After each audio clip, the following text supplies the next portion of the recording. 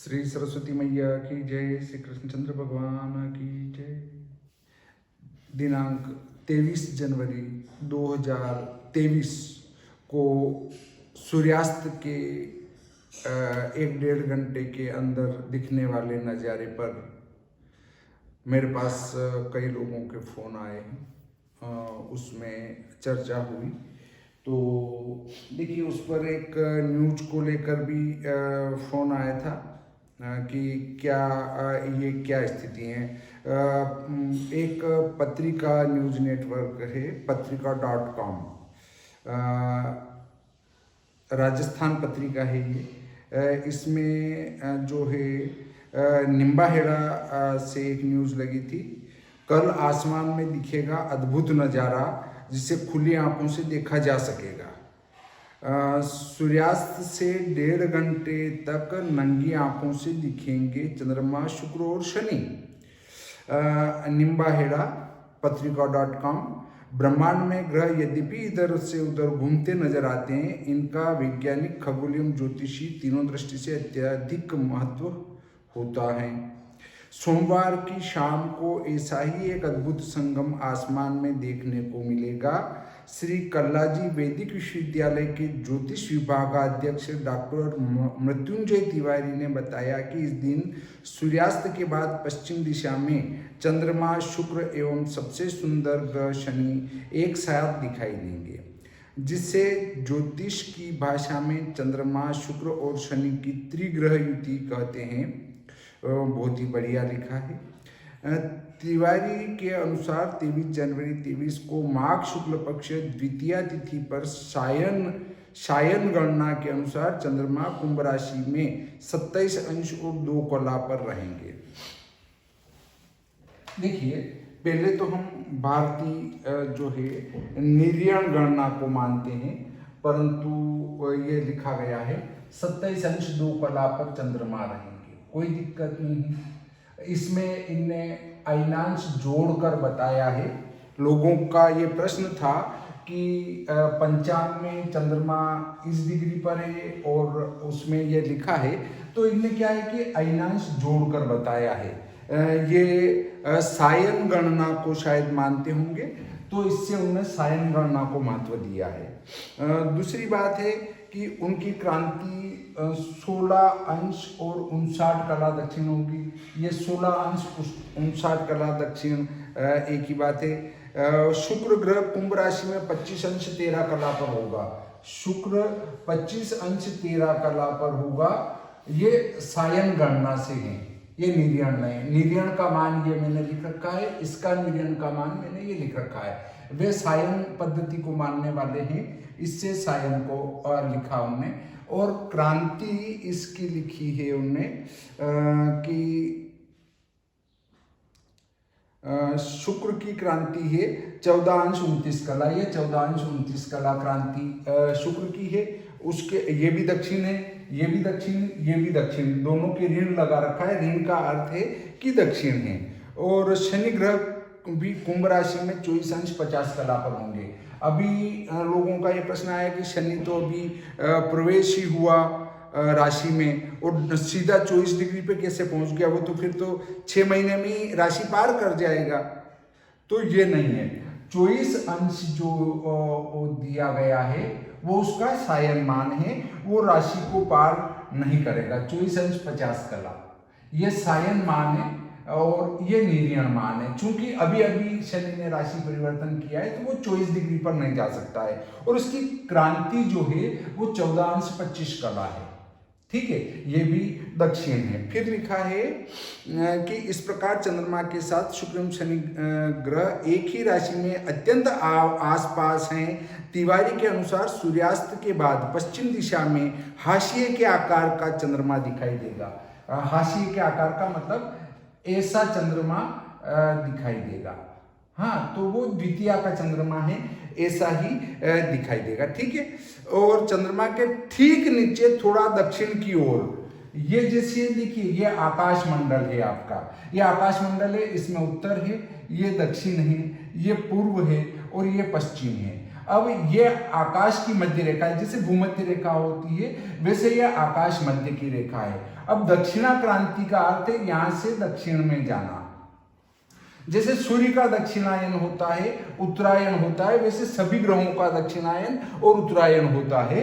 तो वो दक्षिणा क्रांति का अर्थ है कि वो दक्षिण में है।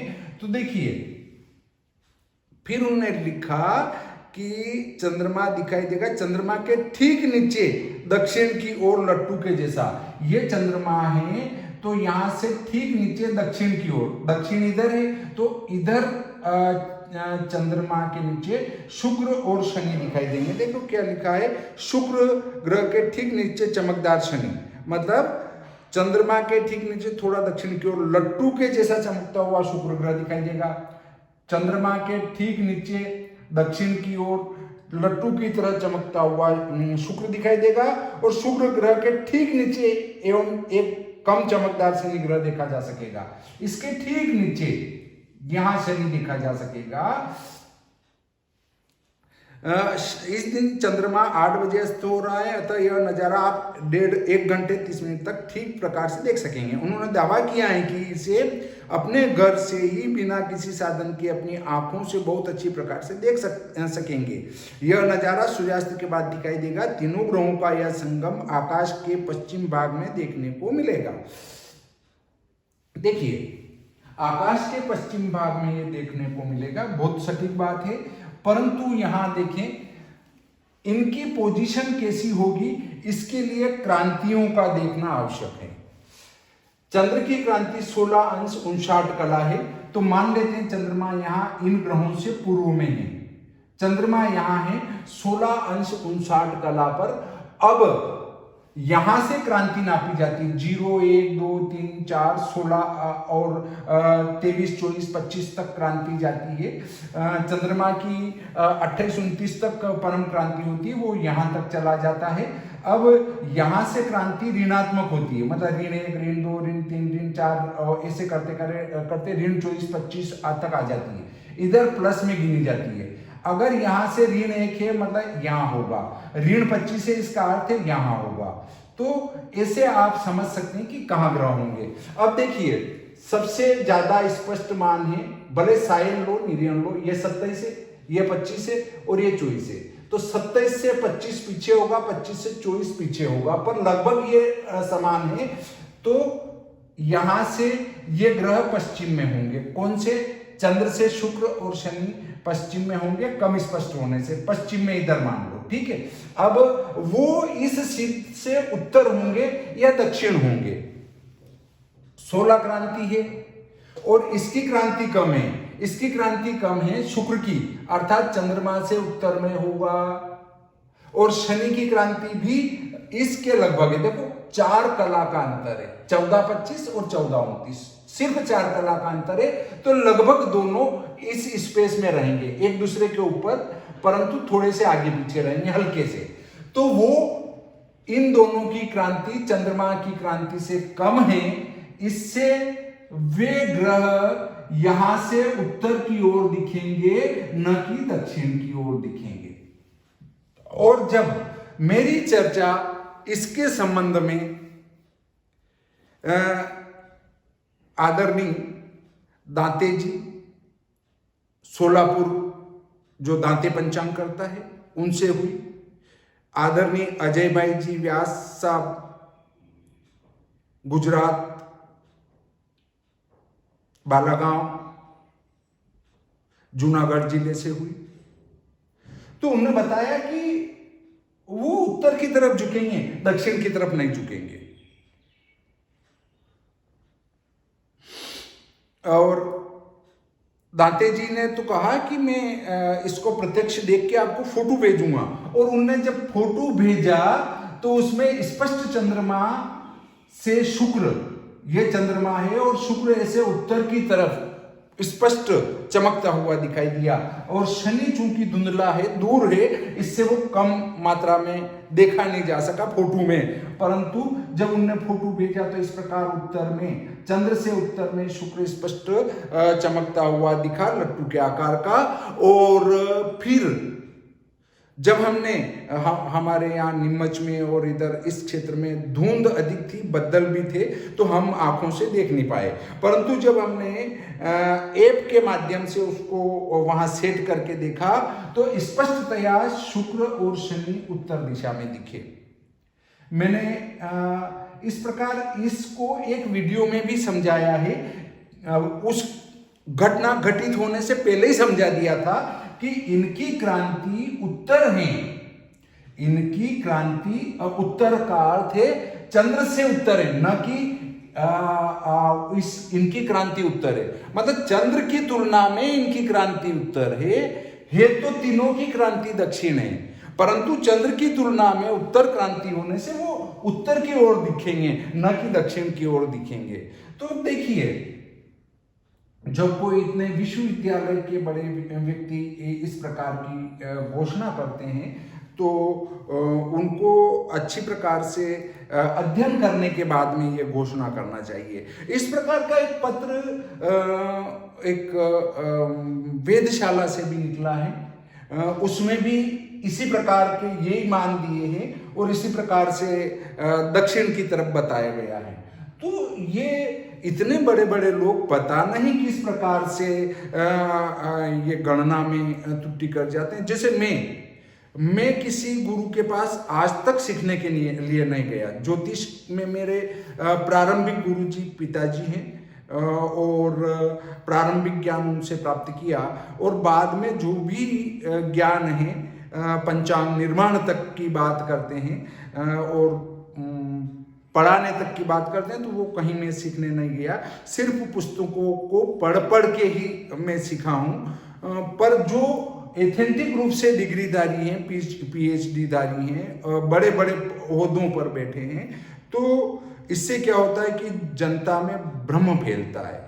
फिर जनता मेरे जैसे व्यक्ति से प्रश्न करती है कि क्या ये स्थिति क्या है, क्या ये इस प्रकार से होंगे। अब उनको तो पता नहीं क्रांति दक्षिण है कि उत्तर है कि वो क्या जाने, परंतु जब हम लिखते हैं वो ये तो समझते हैं ना कि चंद्रमा आकाश में दिख रहा है, शुक्र उससे उत्तर की तरफ दिख रहा है, तब हमारे ज्योतिष पर से लोगों का विश्वास उठेगा कि यार ये कह रहे हैं कि वो दक्षिण में चमक दिखेगा जबकि ये तो उत्तर में दिख रहा है। तो क्या सत्य माने?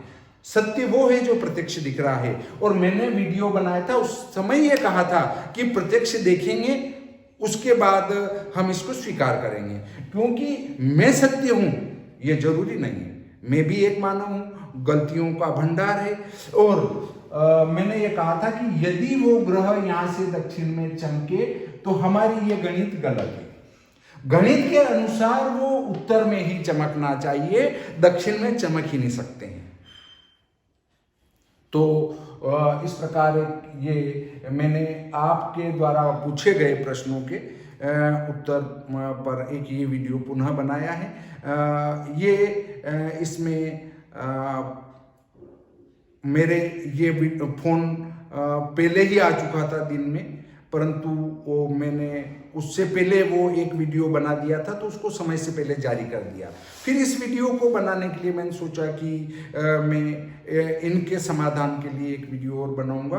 कल दिन में ही फोन आया था कि ये जो है इस प्रकार का एक पत्रिका में न्यूज आई है तो इसमें क्या स्थिति बनती है। तो मैंने कहा ये फिर मैं इसको गणितीय विवरण से आपको बताऊंगा कि इस प्रकार से घटित होगा।